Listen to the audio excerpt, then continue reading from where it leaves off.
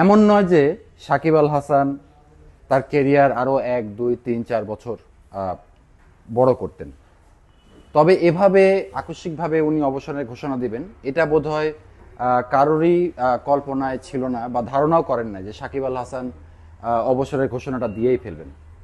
সেটাই করলেন, কানপুরে তিনি অবসরের ঘোষণা দিলেন এবং দক্ষিণ আফ্রিকার বিপক্ষে বাংলাদেশে যে টেস্ট সিরিজ আছে সেখানে তিনি শেষবারের মতো খেলবেন এবং তিনি বলেছেন যে শেষ টি-20টাও খেলে ফেলেছেন। টেস্ট এবং টি-20 থেকে নিজেকে গুটিয়ে নিলেন সাকিব আল হাসান। 2025 সালে ফেব্রুয়ারিতে যে চ্যাম্পিয়ন্স ট্রফিটি রয়েছে সেই চ্যাম্পিয়ন্স ট্রফিতে সাকিব আল হাসান সর্বশেষ আন্তর্জাতিক টুর্নামেন্ট এবং শেষবারের মতো হয়তো লাল সবুজের পতাকার যে জার্সি সেই জার্সিটি পরে নামবেন। এই সব কথা তো আপনাদের এতক্ষণে জানা হয়ে গেছে, নানা বিচার বিশ্লেষণ, অনেকে অনেক আনন্দ পেয়েছেন, অনেকে দুঃখ প্রকাশ করেছেন। যারা সাকিবিয়ান তারা খুবই কষ্ট পেয়েছেন এই ঘটনাটিতে এবং এই ঘোষণাটিতে, এবং সাকিবের সেই হাসি এবং হয় না যে এমন একটা কথা রয়েছে যে এমন কর্ম করো জগৎ কাঁদবে তুমি হাসবে যখন নেবে বিদায়। এমন ঘটনাটাই ঘটেছে সাকিব আল হাসানের বেলায়। আজ হাসছিলেন বিদায়ের ঘোষণা দেওয়ার পর, বিদায়ের পরও তিনি বেশ ফুরফুরে মেজাজে ছিলেন। কানপুরে আজ বৃষ্টি হচ্ছে, প্র্যাকটিস শুরু করতে পারে নাই বাংলাদেশ ক্রিকেট টিম সহজভাবে। তবে সাকিবের এই বিদায়ে আজ ঢাকাতেও দেখা গেল যে বৃষ্টি, কানপুরেও বৃষ্টি। কি মেলবন্ধন! বাংলাদেশের সর্বশ্রেষ্ঠ অ্যাথলেট, সর্বশ্রেষ্ঠ ক্রিকেটার বিদায় ঘোষণা নিলেন আর টেস্ট এবং টি-20 থেকে, এবং ওয়ানডে থেকেও উনি হয়তো সরে যাবেন 25 সালে। তবে কেন কেন সাকিব আল হাসান এই অবসরের সিদ্ধান্তটি এখন নিতে গেলেন? এবং নিশ্চয়ই সেটার পিছনে স্পেসিফাইড কারণ রয়েছে, সেটা তার প্রেস কনফারেন্সে বলে দিয়েছেন যে আমি বাংলাদেশ ক্রিকেট বোর্ডকে একটি প্রস্তাব দিয়েছি।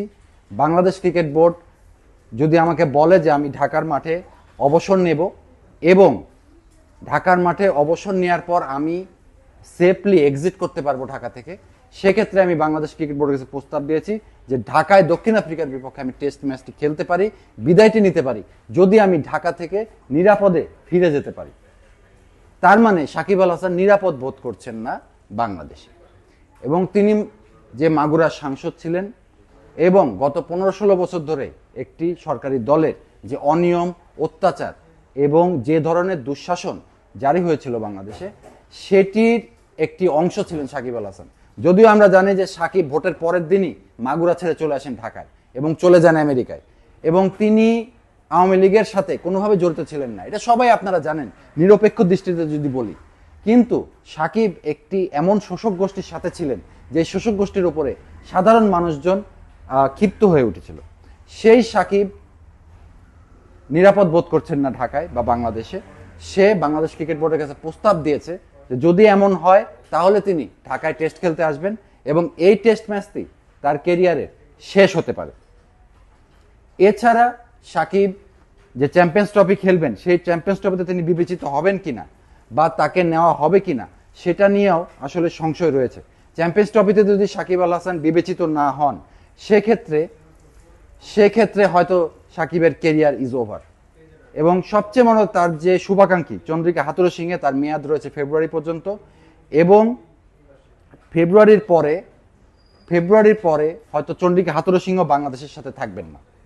সব মিলে বলা যায় যে সাকিব আল হাসানের টেস্ট এবং টি-20 থেকে উনি বিদায় নিয়েছেন বটে, তবে ওয়ানডেতেও তিনি চ্যাম্পিয়ন্স ট্রফি খেলবেন কিনা বা খেলতে পারবেন কিনা, তার জন্য দলে জায়গা রাখা হবে কিনা, সেটা নিয়েও আসলে সংশয় দেখা দিয়েছে। মূল যে ব্যাপারটি সাকিবের জন্য বড় বাধা হয়ে দাঁড়িয়েছে, নো ক্রিকেট বোর্ড, কোনো কোচ নয়, বাংলাদেশ আসলে নিরাপদ বোধ করছেন না সাকিব। এবং যদিও তাকে বলা হয়েছে, সাবেক গোলকিপার, সাবজয়ী গোলকিপার আমিনুল ইসলাম তাকে বলেছিলেন যে যেহেতু উনি অ্যাথলেট তাকে রাজনৈতিক দৃষ্টিতে দেখা হবে না। আইন উপদেষ্টাও বলেছেন যে যিনি সাকিব যদিও একজন শোষক গোষ্ঠীর সাথে ছিলেন, তার জন্য সর্বোচ্চ নমনীয়, কেউ যেন অতি উৎসাহী না হয়ে সাকিবকে গ্রেপ্তার না করেন, যেহেতু তার এগেনস্টে একটি মামলা আছে আপনারা জানেন, এবং এই মামলার অনেকগুলো প্রসিডিওর আছে, অনেকগুলো স্টেপ আছে, সেই স্টেপ পর্যন্ত এখনো যায় নাই, মামলাটি সেভাবে মুভ করেনি। এমন অবস্থায় তাকে গ্রেপ্তার করা কতটুকু যুক্তিযুক্ত সেটা একটা বিষয়। বাংলাদেশে সাকিব আসলে কি হবে এটা নিয়েও মানুষের মনে একটা আগ্রহ আছে যে এয়ারপোর্ট থেকে সাকিব গ্রেপ্তার হবেন না তো, তাকে কারাগারে নিয়ে যাওয়া হবে না তো, সাকিব আল হাসান আমিনুলকে যেভাবে হাতে হাতকড়া পরিয়ে কারাগারে নিয়ে যাওয়া হয়েছিল, সেভাবে সাকিবকে কি জেলখানায় নিয়ে যাওয়া হবে? এসব নানা বিষয় নিয়ে মানুষের মনে একটা প্রশ্ন জাগিয়েছে আজ সাকিব যখন অবসরের ঘোষণা নিয়েছেন। যদিও বর্তমানে যারা উপদেষ্টা রয়েছেন তারা বারবার সবুজ সংকেত দিয়েছেন যে সাকিবকে গ্রেপ্তার করা হবে না, অতি উৎসাহী কোনো পুলিশ কর্মকর্তা বা কেউ যেন অতি উৎসাহী না হয় সে বিষয়ে পরামর্শ দেওয়া হয়েছে। তারপরও সাকিব বাংলাদেশ ক্রিকেট বোর্ডের কাছে প্রস্তাব দিয়েছেন যে তার ব্যাপারটা নিরাপত্তা সহকারে, নিরাপত্তার চাদরে যেন রাখা হয়, সে ব্যাপারে যেন বিবেচনা করা হয়। আমরা চাই তামিম ইকবাল, সাকিব আল হাসান, মাশরাফি বিন মুর্তজা, মাহমুদুল্লাহ রিয়াদ এবং মুশফিকুর রহিম বাংলাদেশের জন্য অনেক করেছেন এবং তাদের বিদায়টা যেন বীরোচিতভাবেই হয় এবং তারা হাসবেন, আমরা কাঁদবো, রিপোর্টাররা নিউজ করবে এবং এই সংবাদ আমরা পরিবেশন করতে থাকবো। তারপরে আরও যে জেনারেশন আসতেছে তারাও যেন অনুপ্রেরণা পায় সাকিব এবং মাশরাফি থেকে। আমরা চাই সাকিবের বিদায়টা যেন সুন্দর হয় এবং খুব পরিশীলিত এবং পরিচ্ছন্ন হয়। ধন্যবাদ সবাইকে।